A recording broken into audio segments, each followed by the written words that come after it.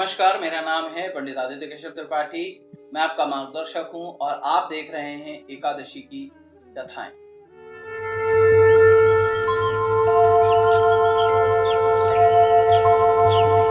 एकादशी व्रत कथाएं। हरे कृष्णा। आज की जो हमारी ये कहानी है, एकादशी की जो कथा है, ये अपरा एकादशी की कथा है। इस कथा को और इस व्रत को, जो एकादशी का ये व्रत होता है, इसे कहीं कहीं पर अचला एकादशी भी कहा जाता है। यानी कहीं अपरा एकादशी कहा जाता है, कहीं अचला एकादशी कहा जाता है। इसमें हमको एक कथा प्राप्त होती है भगवान श्री कृष्ण और युधिष्ठिर के संवाद से। युधिष्ठिर भगवान श्री कृष्ण को पूछते हैं कि हे भगवान, मुझे कोई ऐसी कथा और व्रत बताइए जिससे व्यक्ति पाप मुक्त हो जाता है।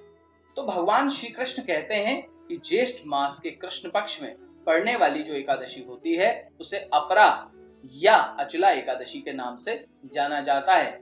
मैं इस व्रत और इस व्रत की कथा से अत्यधिक प्रसन्न होता हूं। भगवान श्री कृष्ण कथा इस प्रकार बताते हैं। भगवान श्री कृष्ण कहते हैं, प्राचीन काल में यानी बहुत पुराने समय में महीध्वज नाम का एक बहुत बड़ा धर्मात्मा राजा था, बहुत अच्छा राजा था। लेकिन जो उसका छोटा भाई था व्रजध्वज, वो बहुत ही क्रूर, अधर्मी और बदमाश टाइप का था। वो अपने बड़े भाई का जो राज्य था उसे किसी भी तरीके से हड़पना चाहता था और वो चाहता था कि मैं इसे मार दूं और इसका पूरा जो शासन है उसे मैं छीन लूं। सदियों से ऐसा होता आया है और अभी भी ऐसा ही होता है।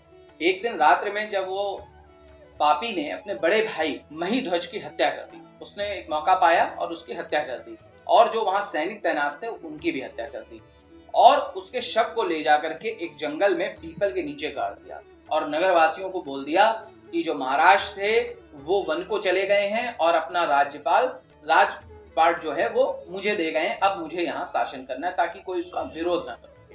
राजा की अकाल मृत्यु हुई थी तो वो प्रेतात्मा के रूप में पीपल पे रहने लगे, और प्रेतात्मा होने के कारण वहां पर कई प्रकार की जो है उत्पात करने लगे, लोगों को परेशान करने लगे, जैसा कि आमतौर पर आत्माएं करती। एक दिन धौम्य नामक ऋषि, बहुत बड़े ऋषि थे, वो वहां से गुजर रहे थे।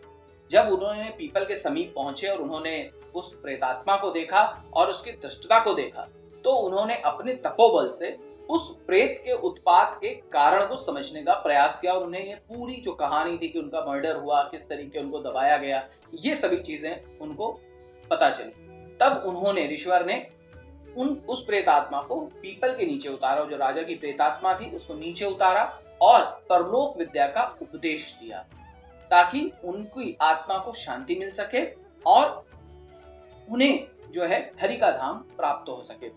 पहले के जो ऋषि थे वो कभी भी किसी का कल्याण करने के लिए सोचते नहीं, सबका कल्याण करते थे, यही उनका उद्देश्य था। प्रेत योनि से मुक्ति दिलाने के लिए ऋषिवर ने स्वयं वहां पर इस अपरा एकादशी का व्रत और अनुष्ठान किया और उन्हें जो है इसके विषय में बताया, जिससे इसका जो परिणाम हुआ, जो इसके रिजल्ट आया, उसके स्वरूप राजा को प्रेत योनि से मुक्ति मिल गई और वो जो है हरि धाम को, यानी भगवान श्री हरि के धाम को चले गए। क्योंकि एकादशी का व्रत करने वाला जो भी व्यक्ति है, उसकी कथा को सुनने वाला जो भी व्यक्ति है, वो भगवान श्री कृष्ण के धाम को प्राप्त करता है, क्योंकि भगवान श्री कृष्ण का, भगवान श्री हरि का वो बहुत ही प्रिय हो जाता है। तो उन्होंने ऋषिवर को बहुत धन्यवाद दिया इसके लिए कि उन्होंने उन्हें प्रेत योनि से मुक्ति दिलाई और वो हरिलोक को चले गए।